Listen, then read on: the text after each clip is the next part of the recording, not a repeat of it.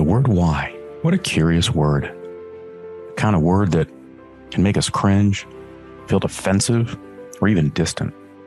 But you know, sometimes why is the key. The key that can unlock so much to our lives. Join me as we explore the why with fascinating contributors to the world. Those that entertain us, inform us, teach us about life, and if we're lucky, inspire the next in all of us. I'm your host, Dr. Rod Berger, and welcome to HeadRoom, a production of Rainlight and co-produced by Old Soul. Let's go. All right, it's 2024, and a lot of people think of their New Year's resolutions. You know, I myself, give those about 30 seconds, and then I'm sort of on to the next thing. But what I will tell you is that I am very intrigued this year to talk to people that go against conventional wisdom, that look at what the establishment has provided over time and kind of say, maybe there's a different way. Doesn't mean it's better, but maybe there's a different way. And if it's something different, then maybe we're going to learn from that, and we're going to create new pathways of success and opportunity for people across the spectrum and across the world. And I think that our guest today, Sharon Rechter, is going to display that in spades. And I'm selfishly probably going to learn a lot about that and her world, and I hope that you do as well. We want to welcome in Sharon. She is the co-founder and president of First Media, a leading media publisher with over 250 million followers, reaching 71% of U.S. women every month across its brand portfolio. As president, she has grown the business from a single linear cable channel to a global media business with over 200 employees across 3 countries. Within 2 years of their inception, First Media's social brands SoYummy, Blossom, Blusher, and Babyfirst became #1 in the world with the most viewed and engaged content.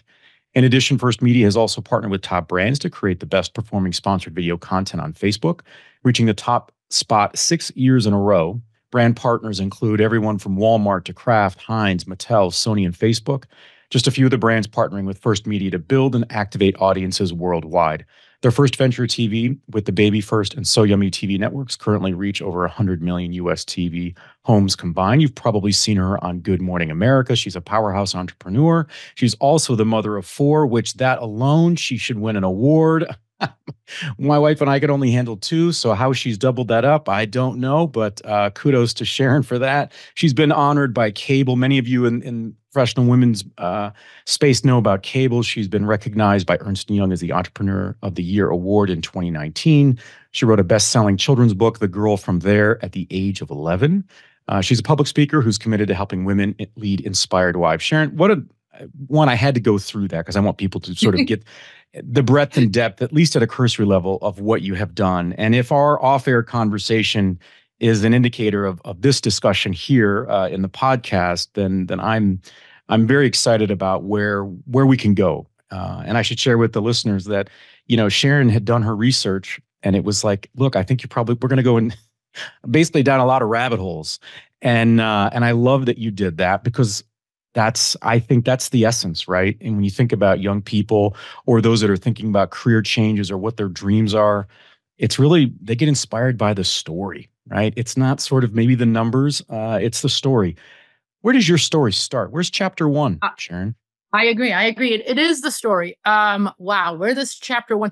Can I start maybe from the end? Maybe that will lead to chapter 1 on New Year's resolutions, because you brought that up and I thought that was super cool. I made 2 this year that are small, but I think powerful. One is I'm 48, and I came to my husband and I said, I wrote the list of who we're inviting for my 50th birthday party. And he said, why would you do that? And I said, because I want to live intentionally. So if someone's not on the list, we have 2 years to kick them out of our lives, kind of subtly. But if they are on the list, we should double down on them. These are the people we should invest in. So that was like my first thing I did for the New Year's resolution. And the second one is I'm 48. So I don't know how many more weeks I have on this planet, hopefully a lot, but I wanted them to be meaningful. So I decided that every week on Monday morning, I will write something down of the previous week that is meaningful. So when I look back, I would say I lived a meaningful life. But in order to be able to do that every Monday morning, I also write to myself, what would I like to achieve this week that can make me potentially write it at the end of next week that it was meaningful. And sometimes I make that happen, and sometimes life surprises you and something became meaningful when you didn't even intend for it. But it's kind of like life is the Waze app. You put a destination and then you recalculate the route. Okay, so if we take that and we apply that to a chapter 1 of your life and where it starts, because you're the author of your own story, what you're speaking to there, from my perspective, is sort of the motor, right? The engine that Yes. that an entrepreneur will develop over time.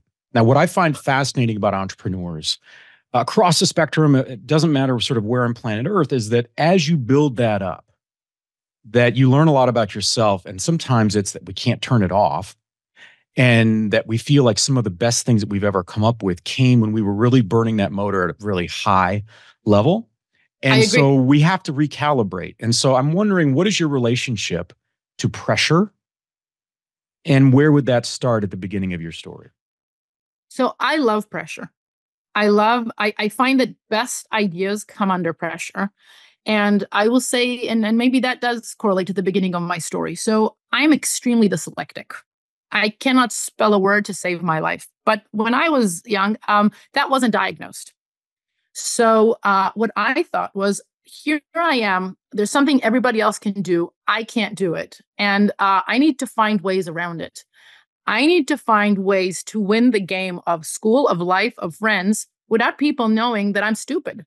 So, for example, in first grade, where a teacher locked me in the classroom and left because I was the slowest writer, and I couldn't get out of the classroom for hours. When I left, I said, I'm going to get this entire workbook done at home, and I am going to pretend the entire week or the entire year that I'm doing this work at class, so no one will ever know.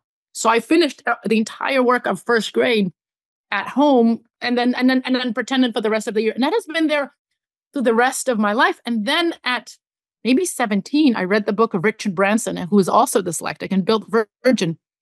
And I said, oh my God, there's someone out there just like me who had the same issue and overcame it. And today I think of learning disability, especially misdiagnosed learning disabilities and obstacles, as an opportunity, because our brain is wired differently. I find different solutions. I see problems differently because my brain was wired in that sense. I know people say that stress is not great and pressure is not great. I love it. I find it every time the world changes. Facebook, I'm in the social media business. Facebook changes the algorithm in 2018, and a lot of my colleagues go out of business. What I see is an opportunity. And I try to understand, why did Facebook change the algorithm? And Facebook back then changed the algorithm because they wanted meaningful engagement. So, I like to do my homework. So what does a meaningful engagement mean to Facebook? To Facebook, it means a comment with 3 words. So now we adjust the content to comments with 3 words, and we win the game. And we become number 1 in the world in views per post, engagement, share rate. So I find that every time we make an assumption that there is pressure and nothing can be done, out of pressure comes diamonds and opportunities. I don't know if I answered the question. Maybe I just did. No, we're down the first rabbit hole, Sharon. Okay, tell me about the influence then on, in a world where you are a scientist, understanding these algorithms, right? And people can't see this, but when I asked you that question about pressure, you leaned into the camera, right? You're not someone who sits back and you kind of wait for the weather pattern to impact your weekend. Like, you jump out in front of that. You say, I'm 48 and we're going to go ahead and plan and double down on our guest list. So you are not afraid of gale force winds coming at you. And it sounds like they impact your decisions. So in a world of content, and this is a world that we share, I think for the general public, it's sort of, however the industry wants to change things, I guess I'll just sort of figure it out and participate at a very cursory level. But there's so many elements when it comes to sponsored content, micro stories, like social media. How have your experiences impact the way in which you think about the end user, the one that is actually going to consume the content? Because there are a lot of people that can figure out an algorithm, but I think it's a special person and a special team that understands how to take that and then craft content that the end user wants, because that's part of that wheel. So at the end of the day, though, it goes to data, because we're not talking about one end user. We're talking about massive amounts of end users, right? So back in the days when we just started creating social media on First Media, and In my industry, there's a joke, you need to raise $100 million to make $100 million. Well, we never prescribed to that. So we started with two people who were supposed to make great content, learn. And now we have 200 people doing this. But what we first did was we looked at data. We looked at other people's content. What is the kind of content that goes super viral? And then we analyzed why. Back in the days, 2016, it wasn't AI, it was Excel spreadsheets. It was what kind of color nail polish versus what background. For example, when you do it yourself video, one piece of advice, if you're catering to women, don't use a drill. The minute you use a drill, all women drop. So, it's something very small, but you could be doing amazing do-it-yourself project, and that won't work. And then fully understand the consumer insight and then duplicate it. So at First Media, maybe the consumer insight also comes from me. I'm a mother of 4. I cannot make an omelet to save my life. But when I take my kids to the soccer game and everybody brings their home-baked cake, I want to be the queen of that party. But I have a job, right? So I want everybody to go, oh my God, she did that. So with the consumer insight there, and it goes through every single one of our social media videos, is we will provide women with content that will save them time, save them money, but make them the hero in front of family and friends. And it will be so simple that you will go, oh my God, I can do that. And that's why you will share. And actually 50% of our videos will have, most of our videos, 50% of the comments will be someone tagging another person, which means I think you can do that, which again, to me, is a testament to kind of what we are able to achieve. But then we go back into the research, right? Then we go back and we actually analyze each and every comment. So we built an algorithm, because many of our videos will have north of 10,000 comments, of what are people saying? Were we able to actually get what we wanted to get? Are people relating? Are people sharing? Why are they sharing? If we're doing it with a brand, are they understanding the brand in the way that we would like them to understand the brand? And maybe there will come consumer insights of ideas for products that neither us nor the brand even thought of, based on how consumers are perceiving the content. So there's psychology, but at the end of the day, it's do your homework, look at the data, and then be creative. So what is your talent? Tell me what you think your talent is. My talent is I see solutions where other people see problems. And pattern recognition. Yes, and I see scale, and I look for and when I see those solutions, they're often solutions that other people either decided weren't good enough, or can't be done, and I break them down when I say, well, I think we can do that, and what they say about me at First Media, which I will take it as a compliment because I don't want to take it any other way, is first Sharon over promises and then all of us over deliver.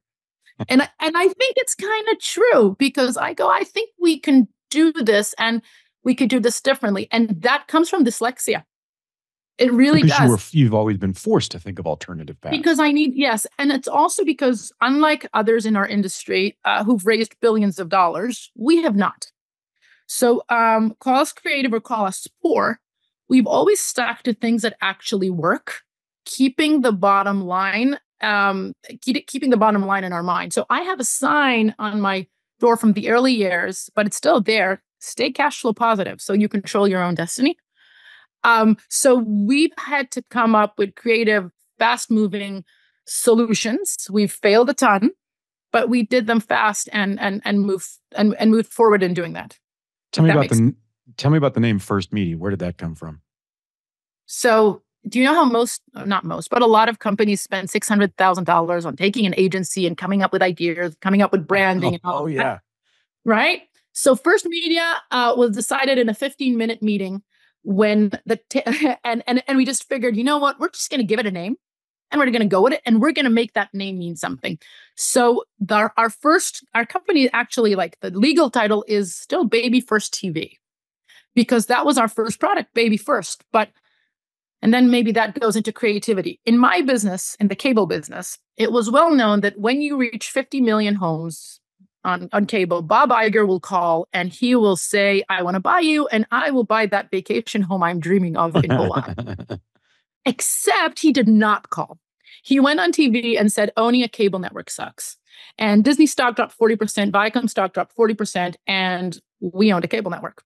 So Guy, my partner, and I sat down and thought, okay, what do we really own? In addition to households on cable and mothers, 50% of mothers who were watching us for 90 minutes a day, what is the essence of what we owned?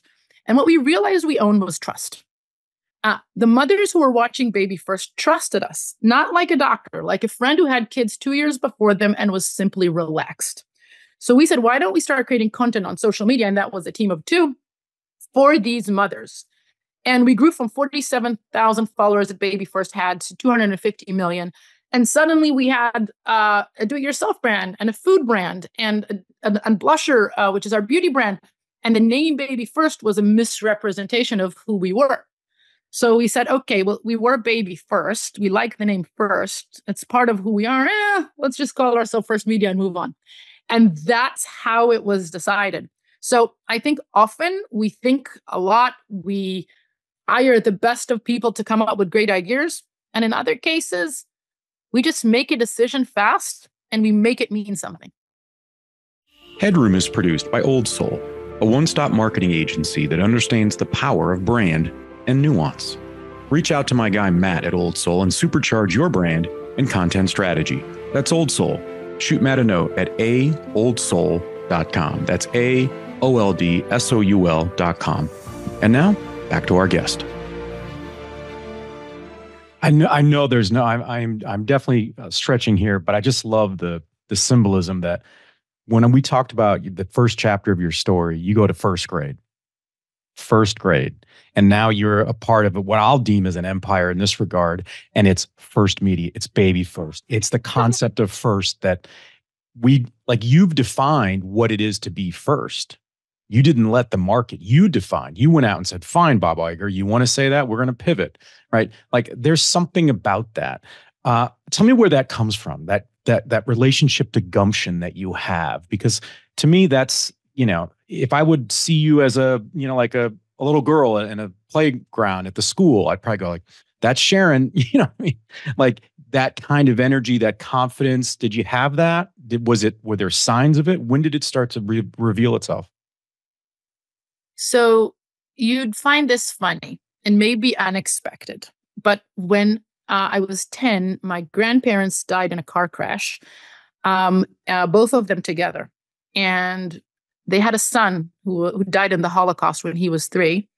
And only after they died did we realize as a family that I was the one they shared their story with about that boy. So I was the only one who knew his birthday. And their death was very, very difficult for me. And in order to process that grief, I wrote a story. And it was part fictional about a maybe not so popular kid in school and part true, my grandfather's story of escaping the Nazis. And a publisher read it through a contest I submitted in a kids' newspaper, and they wanted to make a book out of it. And it became the second best-selling kids' book in Israel, I think, ever.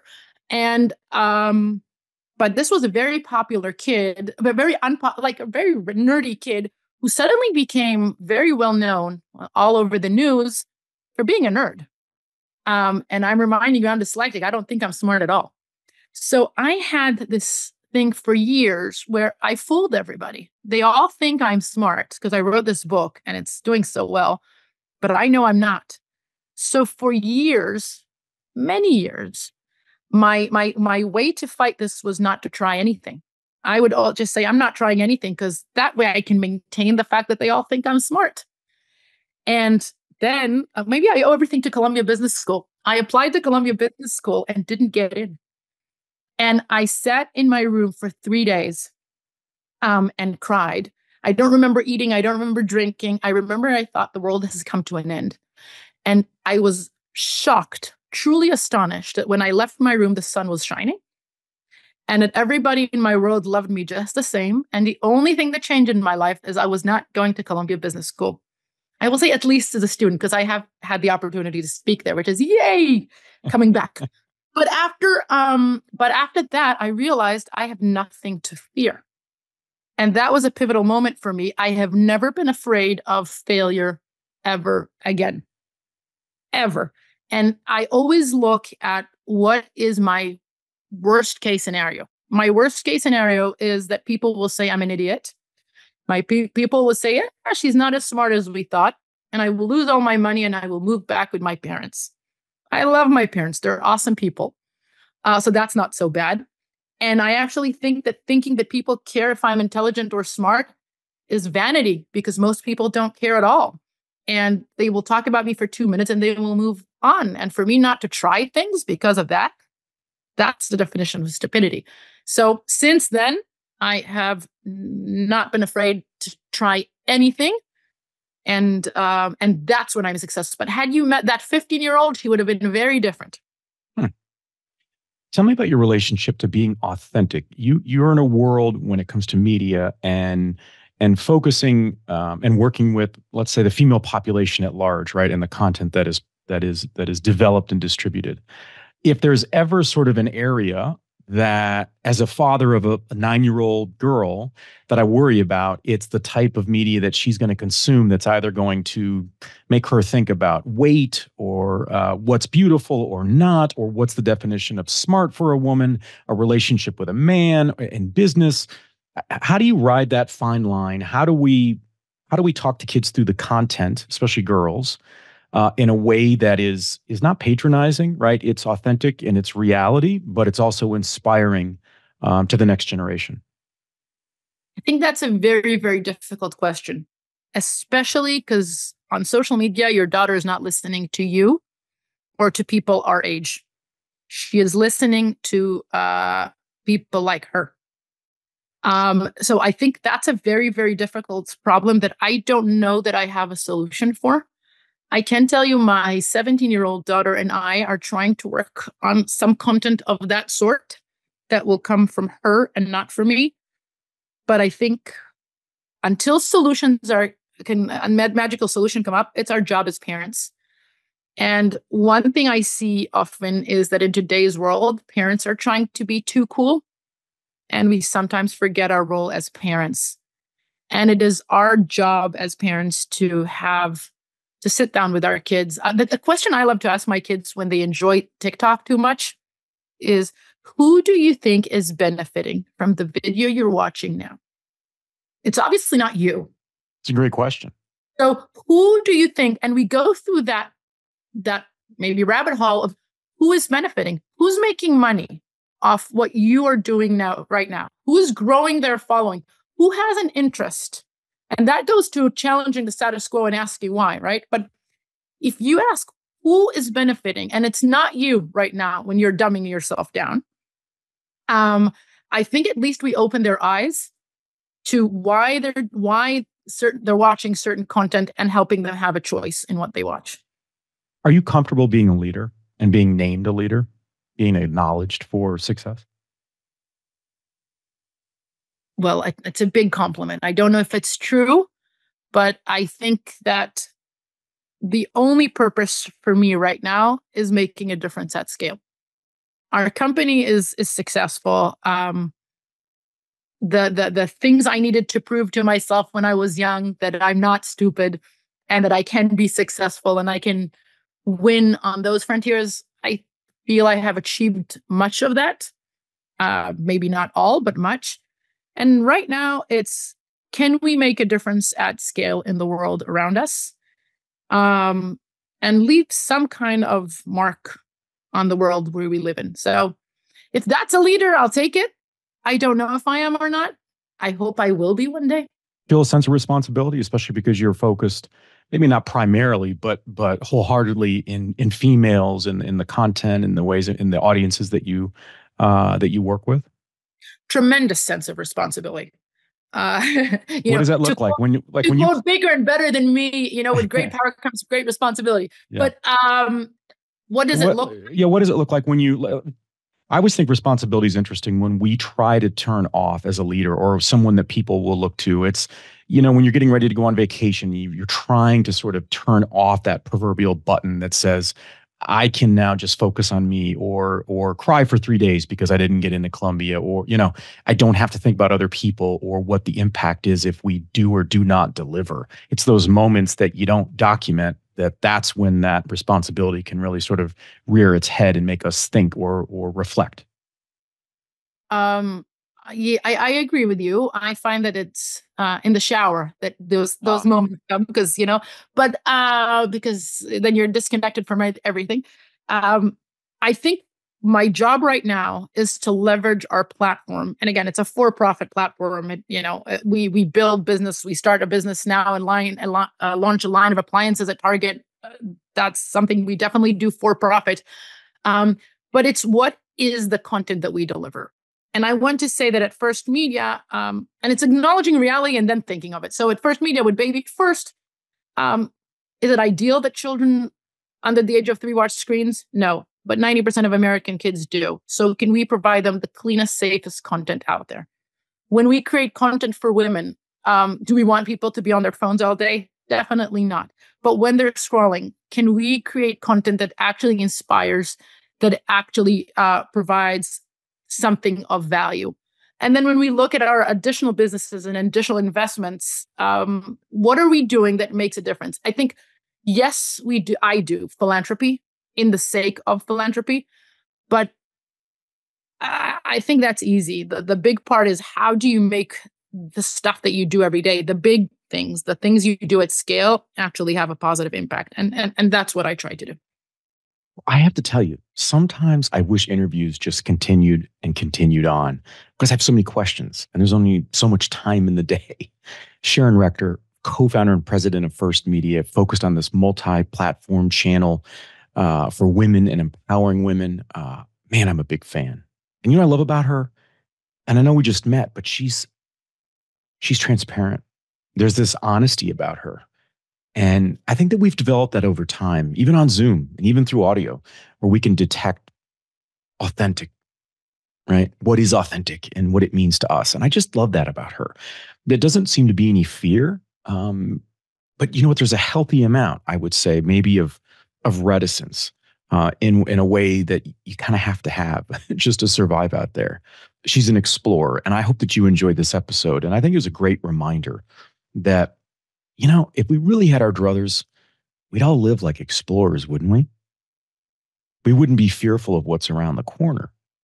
I mean, we might actually celebrate the potential for the win, right? Even if there's a pitfall or two, we do it because we anticipate something new, something exciting, something eye-opening. That's what Sharon does.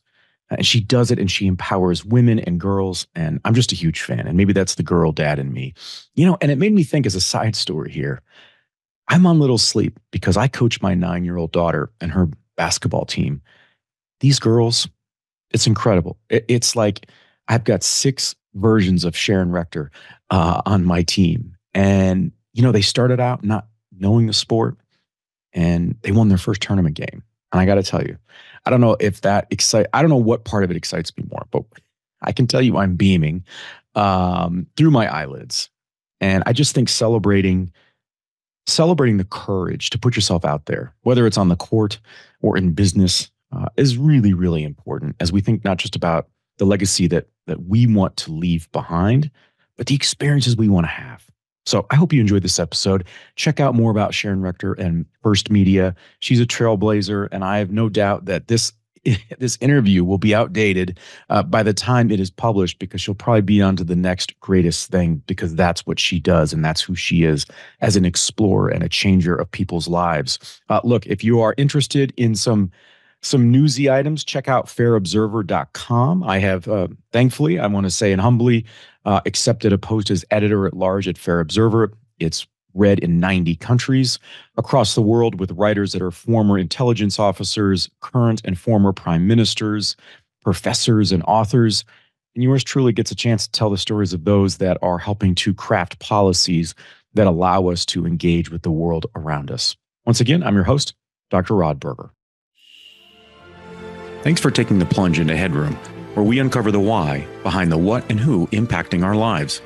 HeadRoom is a production of Rainlight and co-produced by our friends at Old Soul. I'm your host, Dr. Rod Berger, and this is HeadRoom.